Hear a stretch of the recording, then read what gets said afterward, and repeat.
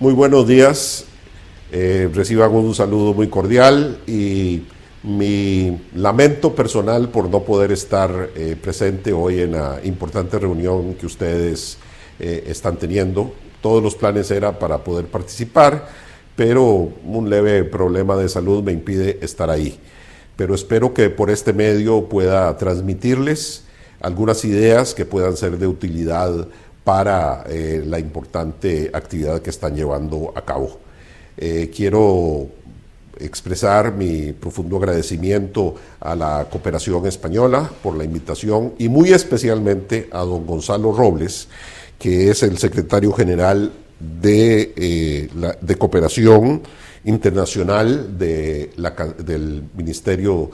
de Asuntos Exteriores de España y a su vez director de la Agencia Española de Cooperación, AECIT. Gracias a don Gonzalo y a las entidades a las que he hecho referencia por esta invitación que me honra y que me da la oportunidad de poder compartir parte de mis experiencias en Nueva York como embajador alterno de Naciones Unidas, muy involucrado en todo este proceso mientras estuve allá.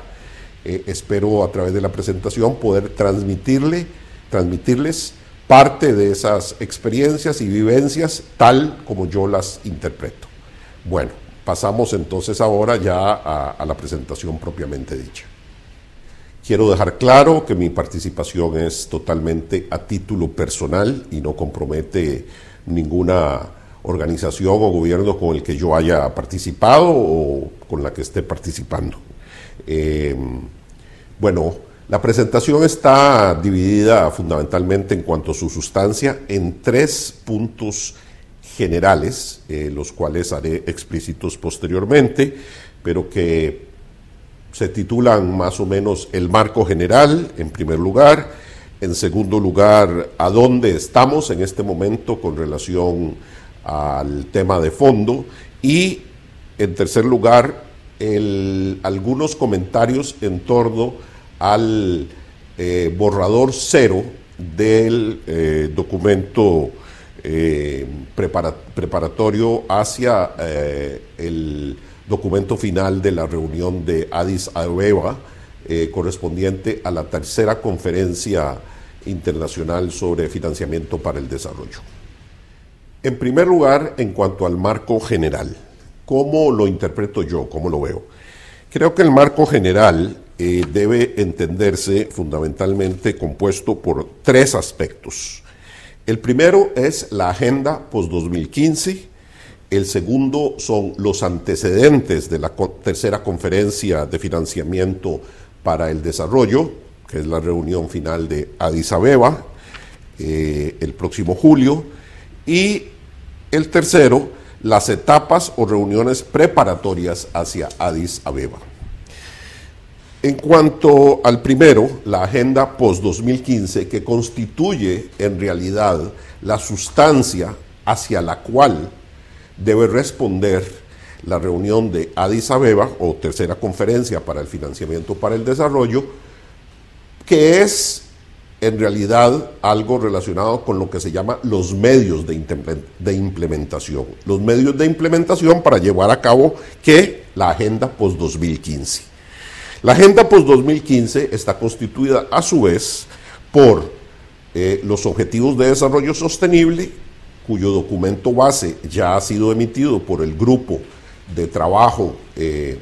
grupo abierto de discusión al respecto en Naciones Unidas, y que el secretario general ha adoptado y se ha presentado para las negociaciones finales, y con la expectativa de que sea adoptado por la Asamblea General con la presencia de los jefes de gobierno y de Estado en septiembre del 2015 en Nueva York, por medio de la Asamblea General, como hemos dicho. El segundo componente de esta agenda es la conferencia a realizarse en París en diciembre de este año, que culminará todo el proceso relacionado con el Convenio Marco de Naciones Unidas sobre Cambio Climático, llamada en inglés UNFCCC. Y la tercera es precisamente esta tercera conferencia de internacional sobre financiamiento para el desarrollo de Addis Abeba a realizarse en julio de este año. Esta última, que es el centro de lo que vamos a conversar hoy, es la responsable final de poner en blanco y negro, o como dicen en España, en blanco sobre negro, los medios de implementación para el cumplimiento de los dos, digamos, propuestas anteriores, que son la sustancia misma, o sea, los objetivos de desarrollo sostenible y lo que se acuerde con relación al cambio climático en la conferencia correspondiente. En segundo lugar, este marco general está compuesto por los antecedentes a esta tercera conferencia. ¿Y cuáles son esos antecedentes? Ustedes lo saben muy bien. En primer lugar, el consenso de Monterrey, que es el resultado de la primera conferencia sobre financiamiento, Conferencia Internacional de Financiamiento para el Desarrollo, realizado en Monterrey, México, en el año 2002. Y en segundo lugar, el primer seguimiento a ello, que fue la Declaración de Doha en Qatar en el 2008. Y el otro componente de estos antecedentes son las etapas o reuniones preparatorias hacia Addis Abeba, llamadas negociaciones intergubernamentales, que a su vez también son tres. La primera de las cuales ya se realizó en Nueva York del 27 al 29 de enero de este año, por cierto, con la participación de una delegación española presidida o dirigida por don Gonzalo Robles, que fue el representante y jefe de delegación. Una segunda que ha de llevarse a cabo del 13 al 17 de abril, según lo que dicen los copresidentes de la conferencia, aunque el sitio web de ustedes, de AECIT, dice que es del 13 al 17 de mayo. Creo que vale la pena tomar nota para hacer la corrección correspondiente en esa información, a menos de que los equivocados sean los copresidentes de la conferencia, pero creo que no es así. Entonces debe cambiarse mayo por abril. Y la tercera, del 15 al 19 de junio de este año.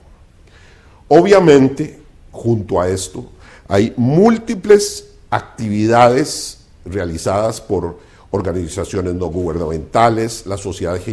civil en su concepto más amplio. También existe cabildeo por parte de estas mismas organizaciones hacia las delegaciones de las misiones de Naciones Unidas, tanto en Nueva York como en las capitales correspondientes,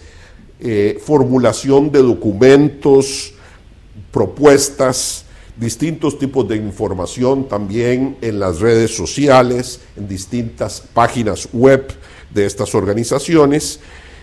Todo esto se lleva a cabo de manera paralela e informal, pero han alimentado el proceso. Ya lo han hecho para este primer documento y seguramente también tendrá alguna incidencia en los próximos documentos. Además de las organizaciones no gubernamentales a las que a veces nos referimos como sociedad civil, hay también otros actores que participan. Muy interesante de notar que particularmente para esta temática de financiamiento para el desarrollo, el sector privado ha tenido una importante participación y lo seguirá teniendo. Y cuando me refiero al sector privado, me refiero tanto a entidades representativas del sector financiero propiamente dicho, como de lo que llamaríamos la economía real. Pero también otras agencias de la ONU se hacen sentir, y esto se los digo como ex embajador alterno de Costa Rica en Naciones Unidas, porque teníamos visitas continuas durante el proceso de para el documento de Objetivo de Desarrollo Sostenible, o en mi participación en el grupo de expertos de financiamiento para el desarrollo sostenible, de agencias de Naciones Unidas que tienen interés en que su trabajo y su nombre y lo que ellos realizan y sus propuestas estén presentes, puesto que eso les dará una base de legitimidad, para llamarlo de alguna manera, de referencia hacia su trabajo futuro y que se les considere. Y destacaría también, por otra parte, lo que podríamos llamar la academia, es decir, fundamentalmente las universidades o instituciones de educación superior, que en mi opinión, en lo que se refiere a todo el proceso de estructuración de los objetivos de desarrollo sostenible, no han tenido el papel que deberían haber tenido, no lo han cumplido, y no por falta de información ni falta de llamado a su cooperación. Me parece que ellos no han tenido la organización y los medios de hacerse presente de la manera que deberían hacerlo. Pero tal como les mencioné, ante una especie de queja que ellos, una organización en la que participan algunas universidades de Barcelona, y de otros países, en una reunión realizada en Barcelona el año pasado, en diciembre, tal como se los mencioné, ahora se les ofrece una nueva y extraordinaria oportunidad para la participación de la academia en el proceso de los Objetivos de Desarrollo Sostenible, porque son 15 años en los cuales tendrán posibilidad de participar y en los cuales los aportes de la academia, tanto desde el punto de vista de las ciencias sociales, de la organización, de la gerencia, de la gestión de empresas, como, y diría yo especialmente, en términos de las ingenierías, las tecnologías y las ciencias mismas, deberían tener una mayor participación, pero ellos deberían tomar la iniciativa. Mi pregunta para ustedes en esta reunión de discusión es: ¿debería España, debería la cooperación española tratar de estimular la participación de esas entidades académicas? Es una pregunta que en mi opinión queda abierta. Para finalizar este segmento, o esta parte, este segundo componente, quiero plantear que, en mi opinión, para España y para los países europeos en general, este proceso entraña una mayor complejidad que para otros, porque primero deben ponerse de acuerdo entre sí, y entonces hay una dinámica de acuerdo para mantener la posición europea común. Pero además está la posición nacional. Y esto, digamos, tiene un poco más de complejidad que para otros países o delegaciones que actúan individualmente. Obviamente, esta es una observación muy general que varía según las formas de organización de cada país, de cada cancillería y de los gobiernos en general. ¿En qué punto del proceso estamos ahora? ¿En qué punto nos encontramos? Bueno, ustedes bien lo saben. Estamos entre la primera y la segunda reunión preparatorias de la posición o del documento hacia el documento final que habrá de salir de la reunión de Addis Abeba en julio. Lo importante es que, como estamos entre la primera y la segunda, ya tenemos a mano el Zero Draft Outcome Document of the Third Financial for Development Conference in Addis Abeba, o sea, el borrador cero del documento final de la tercera conferencia sobre financiamiento para el desarrollo. Y entonces esto nos da material para tener mucho más claro qué es lo que se está proponiendo y en qué consisten las negociaciones intergubernamentales. A esto me referiré en el siguiente segmento. Quizás sea un buen momento entonces para hacer alguna referencia, porque tanto en este borrador cero como en el documento de los objetivos de desarrollo sostenible, en la presentación que le hizo el secretario general, en el resumen que hizo el secretario general, en su compilación de los puntos esenciales, se recogen algunas de las propuestas del grupo de expertos de financiamiento para el desarrollo sostenible, nombrado por la Asamblea General, y que trabajó el año pasado y en el cual tuve el gusto de participar. En ese grupo, diría yo, que se mostró claramente una diferencia básicamente de dos sectores. Por una parte, y es la que yo más destacaría, las posiciones de aquellos países que son fundamentalmente exportadores de petróleo o de hidrocarburos, que mostraron una resistencia importante a que se incluyeran temas relacionados con el ambiente y especialmente propuestas muy específicas que algunos quisimos hacer e hicimos relacionados con lo que se ha llamado nuevas formas innovativas de financiamiento. Es decir, por ejemplo, impuestos sobre el uso de los hidrocarburos, sobre los combustibles, podría ser sobre los pasajes o boletos de avión en viajes largos, podría ser sobre transacciones financieras o algunos otros. Y también observaciones con relación al uso de subsidios que algunos países otorgan ya sea a la producción o al consumo de estos hidrocarburos, o más bien de los combustibles que resultan de esos hidrocarburos. Entonces hubo una división importante ahí entre esos países, si me permiten decir, liderados por Arabia Saudita, que estaba presente, que tenía, porque no todos los países estaban representados, éramos un grupo de 30 escogidos por los grupos regionales, pero de alguna manera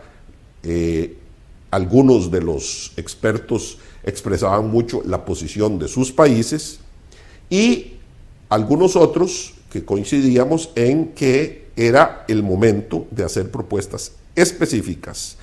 para, mediante incentivos y desincentivos de carácter económico, tener un impacto sobre el otro gran problema que es global que está sufriendo la humanidad y que constituye uno de los dos objetivos centrales, aunque son 18, de los objetivos de desarrollo sostenible, que es el combate del cambio climático, en el tanto en que este está producido por la actividad humana. El segundo, o la segunda diferencia o confrontación, digamos, entre grupos, para llamarlo de alguna manera, es entre los países que se han considerado donantes netos durante largo tiempo, identificados como países en desarrollo, y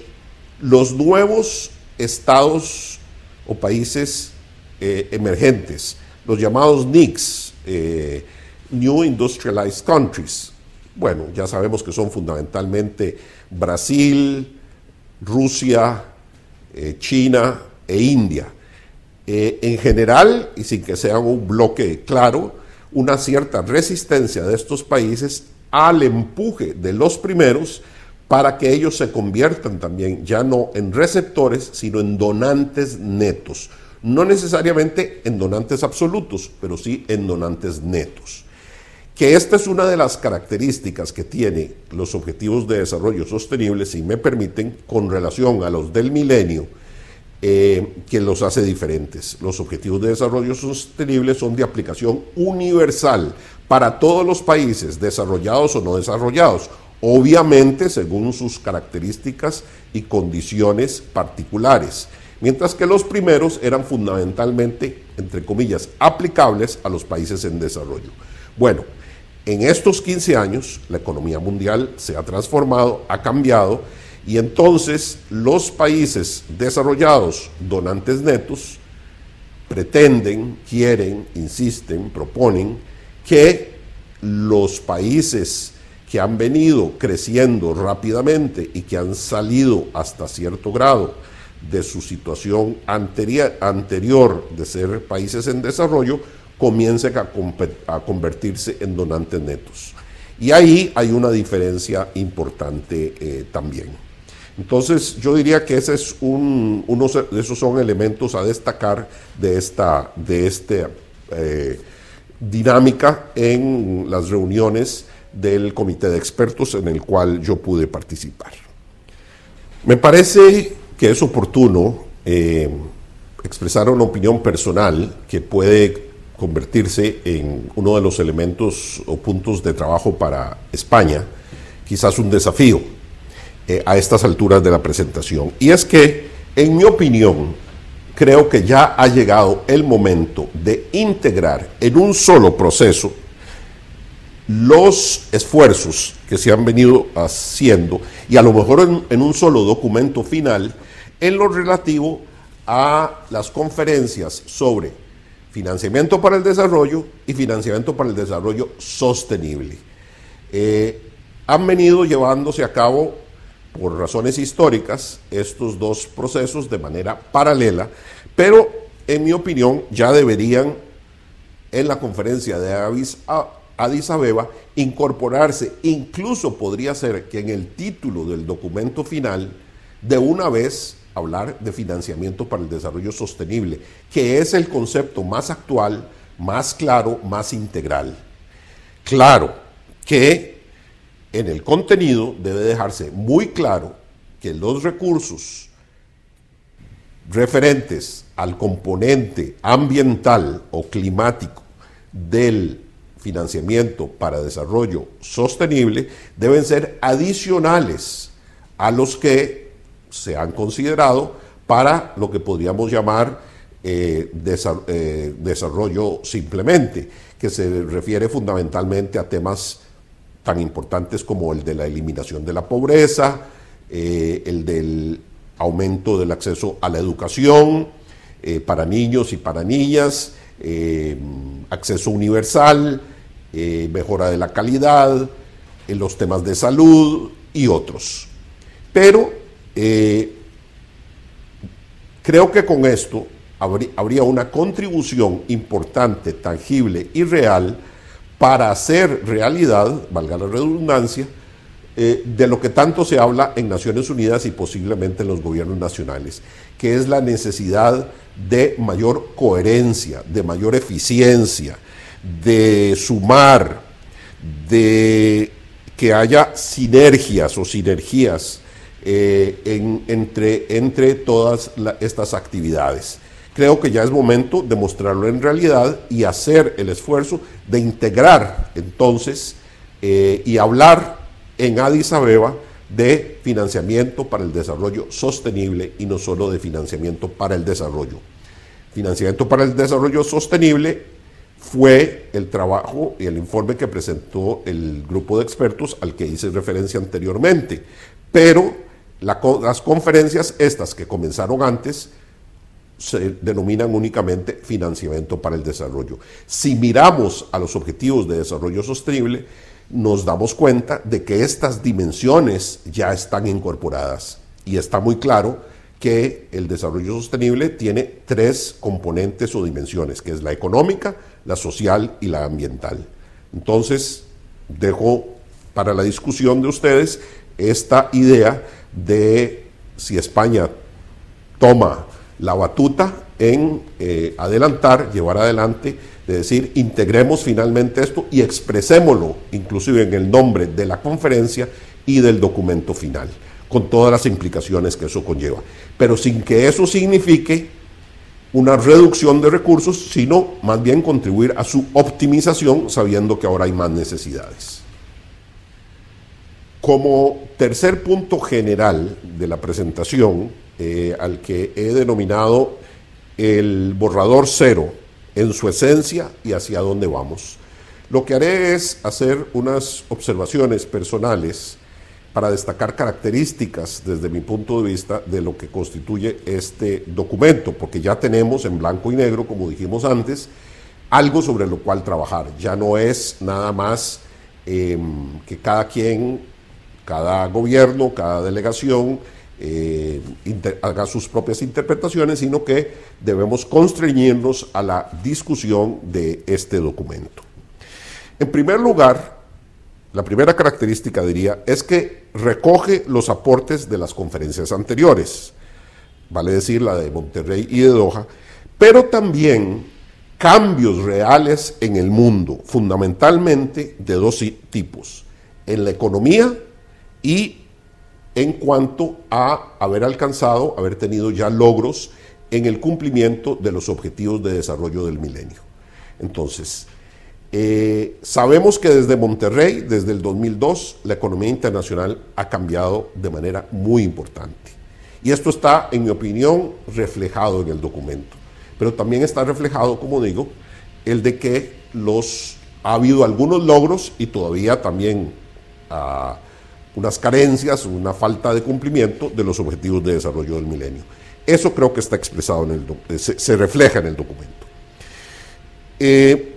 Algunas características sobresalientes del documento son, en mi opinión, las siguientes. En primer lugar, es más ambicioso, como respuesta a una agenda que a su vez es más ambiciosa, que es la agenda de los Objetivos de Desarrollo Sostenible, más ambiciosa que la de los Objetivos de Desarrollo del Milenio, por lo que ya hemos dicho reiteradamente. En segundo lugar, incorpora explícitamente temas relativos al cambio climático y a sus elementos complementarios, adyacentes o como queramos denominarlos, como la biodiversidad, los ecosistemas, la preocupación por la salud de los océanos, de los mares, de los distintos sistemas ecológicos y de los distintos ambientes en que viven las poblaciones a lo largo del mundo, el tema de la desertificación, etc. Esto está reflejado, en mi opinión, en este primer borrador en términos de las necesidades de recursos para confrontar estos retos o problemas. En tercer lugar, al especificarse y explicitar más detalladamente otras fuentes de financiamiento adicionales. Es decir, en este documento se va más allá, en mi opinión, que en los anteriores, en buscar y explicitar y concretar otras fuentes, otras fuentes de financiamiento adicionales a la ayuda oficial al desarrollo, que es, por supuesto, digamos, la forma tradicional y el corazón, digamos, del financiamiento para estos temas. Al tiempo que se reitera e insiste en el cumplimiento de los compromisos reiterados también en Monterrey y en Doha, de que los países donantes desarrollados deberían dar el 0.7% de su Producto Interno Bruto anual para la ayuda oficial al desarrollo. Eso se reitera. Sin minimizar eso, como ahora los objetivos son más ambiciosos, las necesidades más grandes, más urgentes, porque no es para cualquier momento, esto es para ya. Se da entonces un cierto viraje al papel del Estado en esta temática, reforzando más su función de control y supervisión, especialmente en tres aspectos: el tributario, el de los sistemas financieros, bancos, fondos, otras formas de financiamiento, y el de la eficiencia en el uso de los recursos, especialmente por parte de los países receptores, es decir, todo lo que tiene que ver con una buena gobernanza o gobernabilidad en general, para que los recursos que se están transfiriendo de las distintas maneras sean usados más adecuadamente, para que esos países también, mediante una mejor gobernanza o gobernabilidad, puedan aumentar al crecer la economía los recursos de los cuales pueden disponer para el cumplir con esta agenda. Y un cuarto punto referente a esas diferencias, o que se debe destacar como énfasis en con respecto a los anteriores, es el tema de la igualdad de género y del papel de las mujeres, que se hace muy explícito, muy enfático, y tal como lo pide el documento relativo a los Objetivos de Desarrollo Sostenible y otras conferencias, reuniones y documentos producidos por la comunidad internacional, se expresa de manera transversal a lo largo de las distintas propuestas. Otro punto en el cual quiero destacar del borrador cero o zero draft, del documento hacia Addis Abeba es su insistencia en el trato especial que se debe dar a lo que se llaman los países menos desarrollados, los pequeños estados insulares, África y algunos otros. El documento es muy insistente en eso. Es cierto que eso no es novedoso, eso es una discusión permanente en Naciones Unidas, porque estos grupos de países, cada uno un grupo distinto, insisten continuamente en ello. Y me lleva al siguiente punto de este tercer elemento general o componente general de mi presentación, que es el problema o dilema o desafío al cual se enfrentan los países de renta media. Y lo menciono porque además España ha sido un adalid en mantener vigente las necesidades y los requerimientos de los países de renta media, porque al hacer énfasis especialmente en esos otros grupos de países y solo tangencialmente, porque insistimos, y aquí ya hablo a título también de mi experiencia en Naciones Unidas, en Nueva York como diplomático, involucrado en estos temas, lográbamos que se mencionara y también las necesidades especiales de los países de renta media, pero en una mención de menor interés. Por supuesto, esto hace, que queden un poco afuera o excluidos. Por supuesto, esto tiene lógica en algunos casos. No vamos a comparar la situación de un país como México, por decir algo, o como Brasil, o como Argentina, para citar países latinoamericanos, o como mi propio país, Costa Rica, con algunos de los países más pobres de África o de Asia. Claro que hay una diferencia y quizás se justifica que haya un mayor apoyo hacia ellos. Pero por ser una categoría tan amplia, el de países de renta media, que comprende a más de 100 países, de los 193 que somos miembros de Naciones Unidas, pues obviamente ahí hay diferencias internas también. Entonces en algunos casos eso no es tan justo, digámoslo así, o tan evidente. Me viene a la mente también, por citar algún caso en América Latina, el caso de Honduras, por ejemplo, que es un país de renta media, pero con una vulnerabilidad importante.